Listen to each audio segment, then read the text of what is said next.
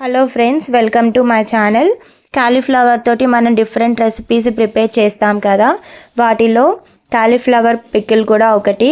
చాలా టేస్టీగా ఉంటుంది, అలానే చాలా ఈజీగా కూడా ప్రిపేర్ చేసుకోవచ్చు. ఎప్పుడైనా కర్రీ ఏం తినాలి అనిపించినప్పుడు ఇలాగా పికిల్ లాగా ట్రై చేయండి, చాలా బాగుంటుంది. దానికోసం ఒక మీడియం సైజు కాలీఫ్లవర్ని కట్ చేసుకున్నాను. కాలీఫ్లవర్ని కట్ చేసేటప్పుడు కాస్త జాగ్రత్తగా చూసుకొని కట్ చేయండి, ఎందుకంటే వాటిల్లో పురుగులు ఉండే ఛాన్సెస్ ఉంటాయి కాబట్టి చాలా జాగ్రత్తగా చూసుకుంటూ కట్ చేయండి. ఇప్పుడు ఒక గిన్నెలో వాటర్ని బాగా బాయిల్ చేసుకోవాలి.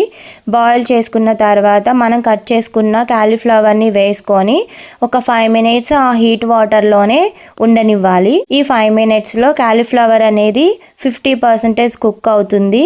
అలానే దానిలో ఒకవేళ ఏవైనా ఉండిపోయినా కూడా అవన్నీ కూడా చచ్చిపోతాయండి. అలాగే 5 minutes కంటే మరీ ఎక్కువగా కూడా ఉండనవసరం లేదండి. మనకేమి ముక్కలు బాయిల్ అవ్వాల్సిన అవసరం లేదు.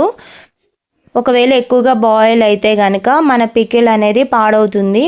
అందుకోసం ఒక 5 minutes ఉంచేసి ఇలాగ స్ట్రెయిన్ చేసేసుకోండి. స్ట్రెయిన్ చేసుకున్నాక ఒక 10 minutes పక్కకు ఉంచేసేయాలండి. ఇప్పుడు ఒక కడాయిలో ఒక 1/2 cup ఆయిల్ని తీసుకొని హీట్ చేసుకోవాలి. ఇప్పుడు కొంచెం కొంచెంగా ఈ ముక్కల్ని వేసుకొని ఫ్రై చేసుకోవాలి. మరీ ఎక్కువ ఫ్రై చేసుకోని అవసరం లేదండి, ఒక 5 minutes ఫ్రై చేసుకుంటే సరిపోతుంది. కాస్త కలర్ చేంజ్ అయితే సరిపోతుంది. చూసారు కదా, ఇప్పుడు కలర్ చేంజ్ అయింది. వీటిని మనం పక్కకు తీసుకుందాం. అలానే మిగతా అవన్నీ కూడా ఫ్రై చేసుకోవాలి. మరి ఎక్కువ ఫ్రై చేస్తే ముక్కలు అనేవి మాడిపోతాయండి. కలర్ చేంజ్ అయ్యే వరకు ఫ్రై చేసుకుంటే సరిపోతుంది. ఇప్పుడు కొన్ని వెల్లుల్లి రెబ్బల్ని దంచుకోవాలి. మనం ఫ్రై చేసుకున్నవన్నీ కూడా మళ్ళీ ఆ కడాయిలోకి తీసుకొని ఇలాగా దంచి పెట్టుకున్న వెల్లుల్లి రెబ్బల్ని కూడా ఈ మధ్యలో వేసుకోవాలి. ఒక 2 minutes ఫ్రై అయితే సరిపోతుందండి.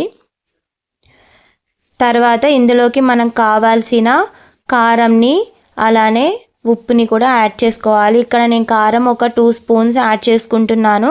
ఒకవేళ మీకు కొంచెం ఎక్కువ కారం కావాలి అంటే కనుక ఇంకా కొంచెం ఎక్కువ యాడ్ చేసుకోండి. అలానే 1 spoon సాల్ట్, కొంచెం ధనియా పౌడర్ని, అలానే కొంచెం పసుపుని కూడా యాడ్ చేసుకున్నాను.